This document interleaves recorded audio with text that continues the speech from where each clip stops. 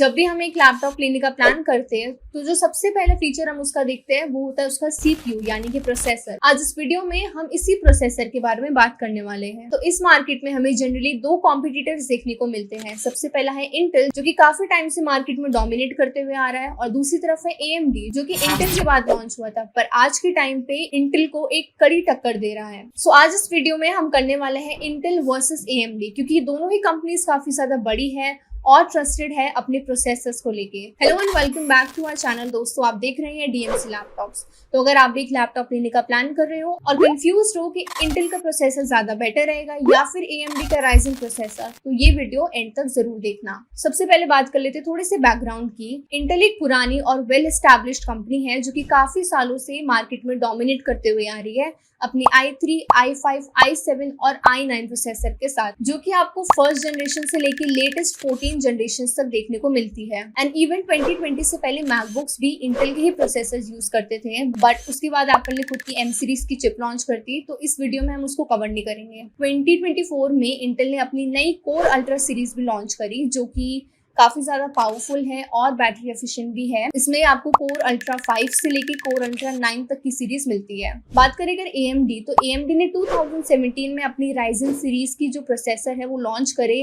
इसमें भी हमें सेम राइजन 3, 5, 7 और 9 देखने को मिलते हैं। इंटेल की तरह इसमें हमें कोई जनरेशन नहीं मिलती, बट सीरीज मिलती है जो कि 1000 से लेके लेटेस्ट 9000 सीरीज अब देखने को मिलती है। और 2025 में ये जो राइजन प्रोसेसर है वो इंटेल कोर और कोर अल्ट्रा की जो प्रोसेसर है उनको काफी ज्यादा टक्कर दे रहा है। तो जो पहली चीज हम डिस्कस करेंगे वो है आर्किटेक्चर। आर्किटेक्चर का मतलब होता है प्रोसेसर का इंटरनल डिजाइन। ये काफी ज्यादा इंपॉर्टेंट होता है। यही बताता है कि जो प्रोसेसर है वो मल्टीटास्किंग में कितना स्ट्रॉन्ग है, कितना ज्यादा पावरफुल है और ओवरऑल स्पीड कैसी रहने वाली है। तो सबसे पहले बात करते हैं इंटेल के आर्किटेक्चर। इंटेल ने पिछले कुछ सालों में अपनी पूरी की पूरी जो डिजाइन फिलॉसफी है उसको बदल के रख दिया है। अब उन्होंने अडॉप्ट किया है हाइब्रिड आर्किटेक्चर जो कि आपको इंटेल के 12, 13 और लेटेस्ट 14 जनरेशन में मिलता है। इन प्रोसेसर में आपको बेसिकली दो टाइप के कोर्स देखने को मिलते हैं। एक होता है पी कोर्स और दूसरा है ई कोर्स। जो पी कोर्स होते हैं ये आपके हाई पावर कोर्स होते हैं। इनमें जो हेवी टास्क होते हैं जैसे गेमिंग या फिर वीडियो एडिटिंग, ये कोर्स उन चीजों को हैंडल करता है। और दूसरा होता है एफिशिएंसी कोर्स। ये लो पावर कोर्स होते हैं जो कि लाइट वर्क या बेसिक काम को हैंडल करते हैं। ये दोनों ही कोर्स एक साथ काम करते हैं जिससे कि हमें पावर एफिशिएंसी और परफॉर्मेंस दोनों ही साथ में मिलती है।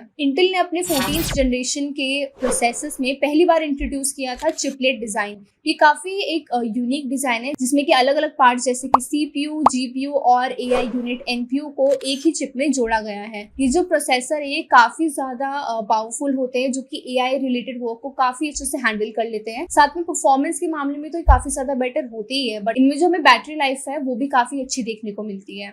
बट ये हमें थोड़े से महंगे लैपटॉप्स में देखने को मिलते हैं। अब बात करते हैं AMD के आर्किटेक्चर की। AMD ने अपने राइजन प्रोसेसर में यूज करा है Zen आर्किटेक्चर, जिसमें हमें Zen 3, Zen 4 और Zen 5 मिलता है जो कि हमारी लेटेस्ट 9000 सीरीज में मिलता है। जो AMD राइजन का ये Zen आर्किटेक्चर है वो काफी ज्यादा सिंपल होता है, बट परफॉर्मेंस के मामले में उतना ही बढ़िया होता है कि उसमें आपको कोई भी अलग अलग कोर्स नहीं मिलते हैं। जैसे कि इंटेल में हमें पावर कोर्स अलग मिलते थे, एफिशिएंसी कोर्स अलग मिलते थे।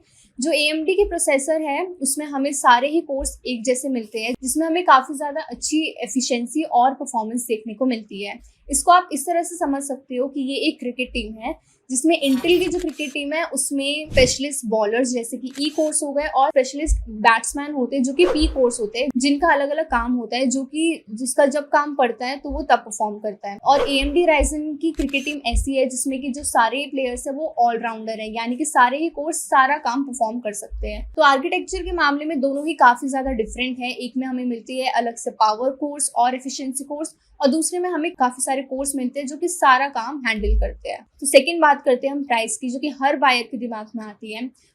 एक टाइम था जब इंटेल के जो प्रोसेसर थे वो राइजन प्रोसेसर से काफी ज्यादा महंगे बिकते थे, बट आज के टाइम पे ये जो प्राइस डिफरेंस है वो काफी कम हो चुका है, क्योंकि इंटेल ने जो अपना प्राइस है वो कम कर दिया था AMD से compete करने के लिए। तो आज के टाइम पे ये दोनों ही प्रोसेसर्स हमें कहीं ना कहीं सेम प्राइस रेंज में देखने को मिलते हैं।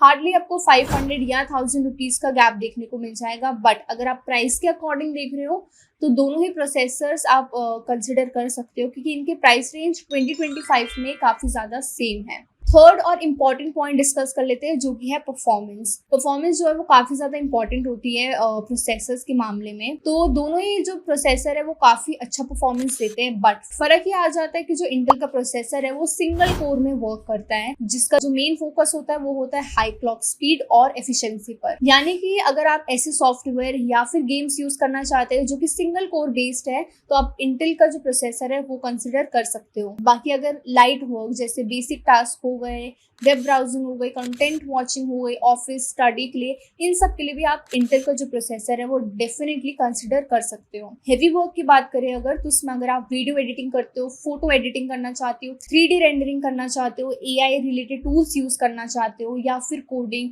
जितने भी हेवी टास्क है उसमें भी आप डेफिनेटली इंटेल के कोर और कोर अल्ट्रा की i7 i9 प्रोसेसर को कंसिडर कर सकते हो 2025 में। AMD की परफॉर्मेंस की बात करें, इसमें आपको ज्यादा कोर्स मिलते हैं और जो मेन फोकस होता है इन प्रोसेसर का वो होता है बजट फ्रेंडली प्राइस पर और उस प्राइस रेंज में काफी हाई परफॉर्मेंस का।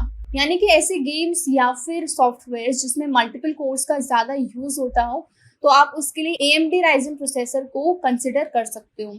और बात करें अगर गेमिंग की, यानी कि हेवी टास्क की, तो गेमिंग के लिए तो मैं ये बोलूँगी कि AMD के प्रोसेसर्स काफ़ी अच्छा परफॉर्म करते हैं। ऐसे नहीं कि इंटेल में भी गेमिंग नहीं हो सकती, इंटेल में भी डेफिनेटली अच्छी गेमिंग होती है। जो गेमिंग परफॉर्मेंस और एक्सपीरियंस आपको राइजन की सीरीज में देखने को मिलते हैं, वो आपको इंटेल में थोड़ा सा कम देखने को मिलता है। राइजन की चिप्स गेमिंग, स्ट्रीमिंग और प्रोडक्टिव वर्क को एक साथ बहुत इजीली हैंडल कर सकती है। तो अगर आप 2025 में राइजन सीरीज के साथ जाना चाहते हो, 7000, 8000 और 9000 की सीरीज को आप डेफिनेटली कंसिडर कर सकते हो। सो इन कंक्लूजन, अगर आप वीडियो एडिटिंग के साथ जाना चाहते हो या फिर किसी भी टाइप का editing, architecture work, basic work, इन सब के साथ जाना चाहते हो, तो आप इंटेल का प्रोसेसर कंसिडर कर सकते हो। बट गेमिंग के लिए अगर आपको चाहिए तो आप AMD Ryzen के प्रोसेसर को कंसिडर कर सकते हो। फोर्थ पॉइंट आता है पावर कंजप्शन। नाउ ये भी एक बहुत ज्यादा इंपॉर्टेंट पॉइंट है, क्योंकि पावर कंजप्शन का एक लैपटॉप की बैटरी पर और परफॉर्मेंस पे डायरेक्ट असर पड़ता है। यानी कि एक प्रोसेसर जितनी ज्यादा पावर कंज्यूम करेगा उतनी ही ज्यादा उसकी TDP वैल्यू होगी, और जितनी ज्यादा TDP वैल्यू उस लैपटॉप की होगी उतनी ही ज्यादा वो हीट प्रोड्यूस करेगा। हीट प्रोड्यूस करने से जो बैटरी लाइफ है उस लैपटॉप की वो काफी ज्यादा इफेक्ट होती है। और वहीं जो प्रोसेसर कम पावर कंजप्शन करते हैं उनकी जो TDP वैल्यू होती है वो भी कम होती है, यानी कि वो कम हीट प्रोड्यूस करते हैं और उनकी बैटरी लाइफ भी काफी ज्यादा अच्छी होती है। इस मामले में जो इंटेल है वो क्लियर विनर है, क्योंकि जो इंटेल के प्रोसेसर्स है वो लोअर TDP के साथ ही बनाए जाते हैं। AMD Ryzen के प्रोसेसर में मेन जो इशू देखा गया है वो है हीटिंग का इशू, जो कि AMD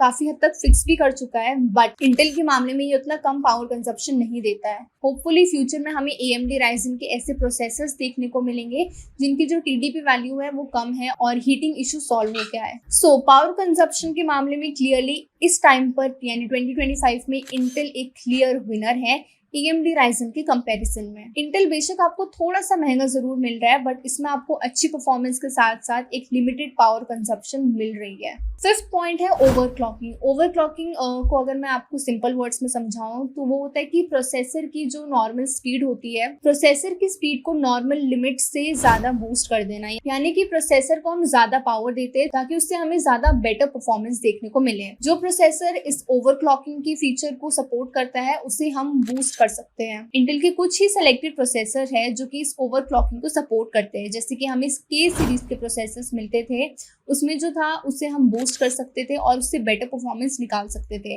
बट AMD इस मामले में काफी ज्यादा फ्लेक्सिबल है और इसमें बोल सकते हैं कि क्लियर विनर भी है, क्योंकि AMD Ryzen के जितने भी प्रोसेसर है, चाहे वो आपको मिड रेंज बजट में भी क्यों ना मिले, उन सब में आपको ओवरक्लॉकिंग का सपोर्ट मिलता है। यानी कि उन्हें हम बूस्ट कर सकते हैं और उससे हमें मिल सकती है ज्यादा से ज्यादा परफॉर्मेंस। इससे जो यूजर्स होते हैं उन्हें अपनी प्रोसेसर की परफॉर्मेंस पे ज्यादा बेटर कंट्रोल मिल पाता है। तो इस ओवरक्लॉकिंग के पॉइंट पे जो AMD Ryzen के प्रोसेसर है वो क्लियर विनर है, जो कि हमें इंटेल में कहीं ना कहीं देखने को नहीं मिलती। सो गाइस, कंक्लूजन पर चलते हैं। तो प्राइस के मामले में आप दोनों को ही कंसिडर कर सकते हो, क्योंकि जैसे कि मैंने आपको बताया कि 2025 में इनका जो प्राइस रेंज है वो काफी ज्यादा सेम हो चुका है।